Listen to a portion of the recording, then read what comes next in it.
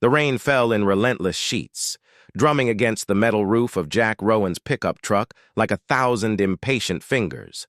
It was a night for staying indoors, the kind where the world outside the city limits felt abandoned, swallowed by the darkness of the forest-lined roads. Jack, a man of 40 with a face etched by years of unspoken hardships, gripped the steering wheel with calloused hands. His delivery run had dragged on longer than expected, hauling crates of supplies to rural stores that dotted the county's forgotten edges. The clock on the dashboard glowed 11:15 p.m. and the wipers struggled to keep up with the downpour. He'd always preferred these late-night drives. The silence was a companion, not an enemy. No questions, no expectations, just the hum of the engine, and the occasional flicker of headlights cutting through the gloom.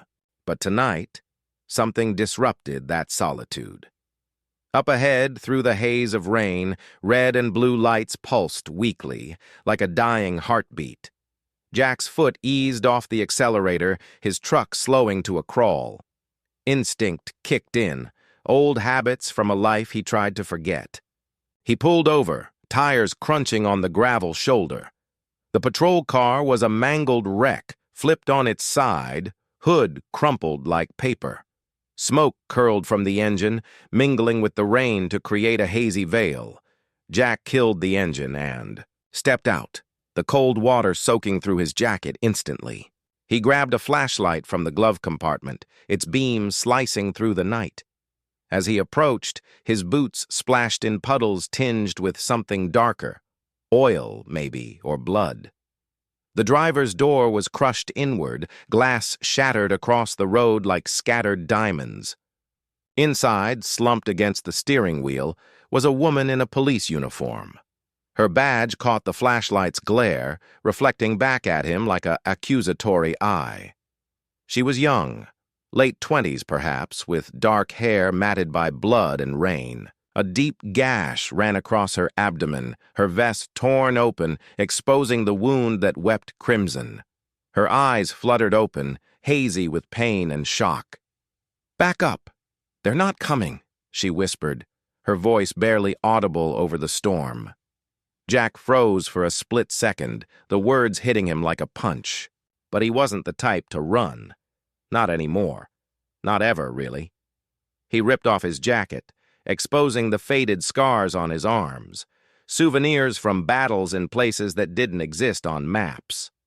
With a flick of his wrist, he drew a tactical knife from his belt, the blade glinting sharply. He cut through her seatbelt with practiced ease, the fabric snapping free. She gasped as he pressed his jacket hard against the wound, stemming the flow. Blood seeped through the cloth, warm and sticky on his hands. "Stay with me," he said, his voice calm, steady, like he'd rehearsed this 1,000 times under fire. "I've seen worse. You're not dying tonight." Her breathing was shallow, ragged. She tried to nod, but her head lolled back. Jack's mind raced, assessing, hypovolemic shock setting in, possible internal bleeding. He needed to get her out, fast. 1 hour later, in the sterile glow of County General Hospital's emergency room, Captain Marcus Stone paced the hallway. A grizzled veteran of 30 years on the force, Stone's face was a map of worry lines and determination. He burst into the high recovery room where Officer Sarah Miles lay, hooked up to monitors that beeped in rhythmic assurance. The doctor, a young resident with tired eyes, was finishing up. Stone's gaze locked on the wound, perfectly stitched, clean edges, no excess scarring. His hands trembled slightly as he pointed. "Who the hell did this? That's military precision." The doctor shrugged. "Whoever it was, they saved her life. Field dressing like that? She wouldn't have made it otherwise." Stone's mind whirled. In a county plagued by shadows, drug cartels weaving through the underbelly, this wasn't just a Good Samaritan act. This was something more.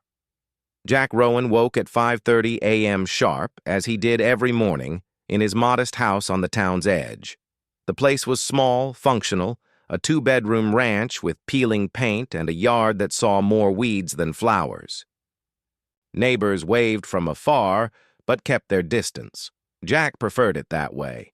No prying eyes, no unwanted conversations. In the kitchen, sunlight filtered through dusty blinds as he packed lunch for his daughter, Ella. Peanut butter and jelly on whole wheat, an apple, a juice box. Simple, reliable. Ella bounced in at 6 wow, her 10-year-old energy a stark contrast to his quiet routine. Bright eyes, curly hair tied in pigtails, she plopped down at the table. "Dad, why do you have those scars on your hands?" she asked, munching on cereal. It wasn't the first time. Jack glanced at his knuckles, the white lines crisscrossing like a road map of pain. "Old accidents, kiddo." "Nothing exciting?" She tilted her head, unconvinced. "Mom used to say you were a hero." His chest tightened at the mention of Sarah. His wife, gone 5 years now. "Mom was biased. Eat up. Bus comes soon." The truth was complicated, buried under layers of classified files and regrets. Jack had been someone else once, a combat medic in special forces. The elite kind, dropped into hellholes where bullets flew and lives hung by threads. He'd stitched wounds under mortar fire, kept soldiers breathing when death whispered in their ears. Places like that didn't make the news, ghost operations in shadows, but that life ended with an explosion, not overseas, but right here. Sarah.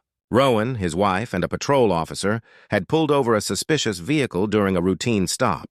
The cartel, the same one he'd tangled with in distant lands, ambushed her.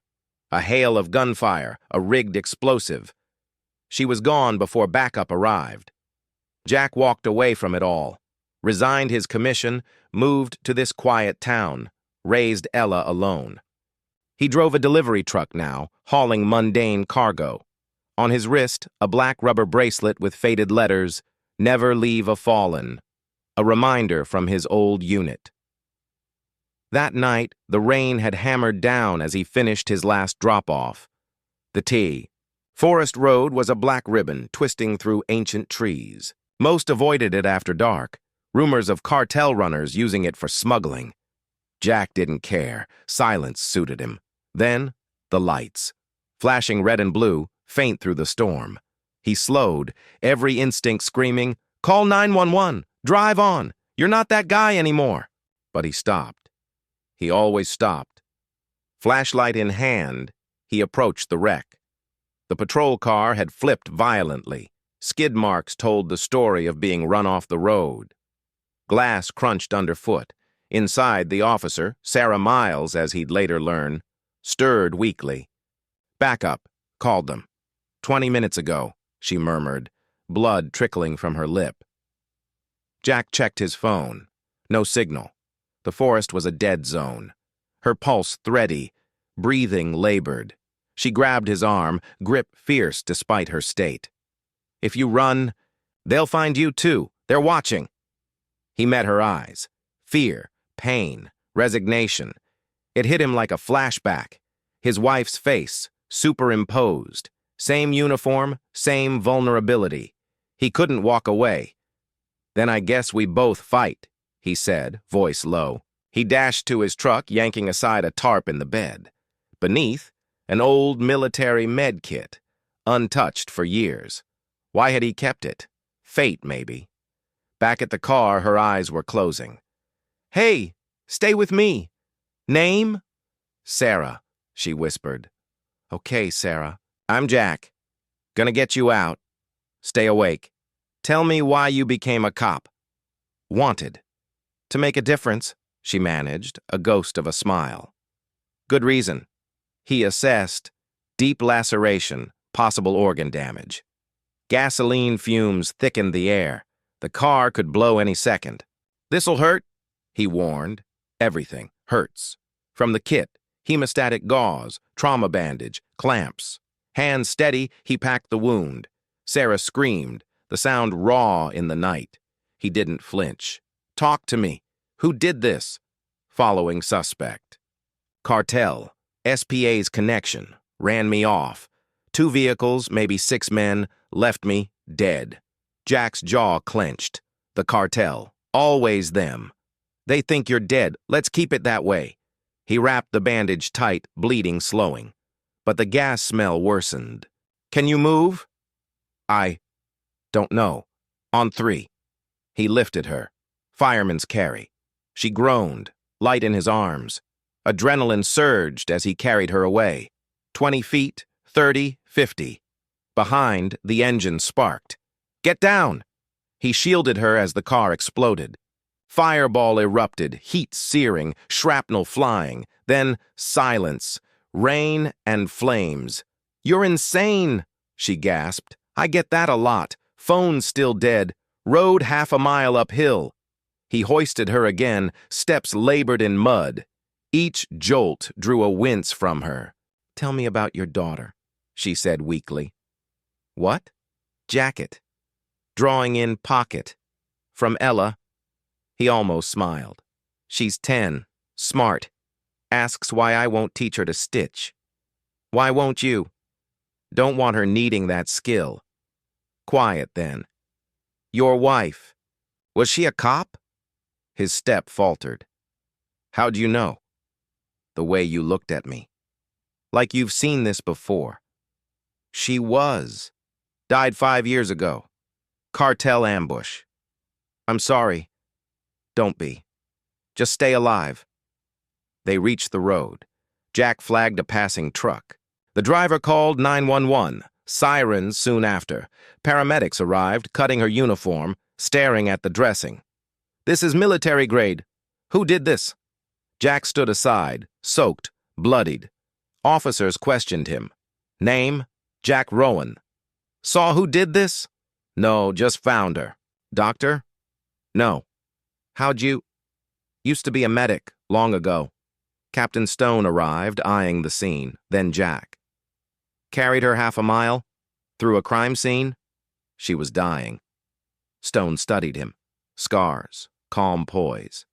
Military? Was. Not anymore. Branch? Special Forces. Combat medic. Discharged 5 years ago. Stone nodded. Statement tomorrow. Get home to your daughter. As Jack left, his bracelet was gone, lost in the chaos. In the ambulance, Sarah raised her hand, the bracelet on her wrist.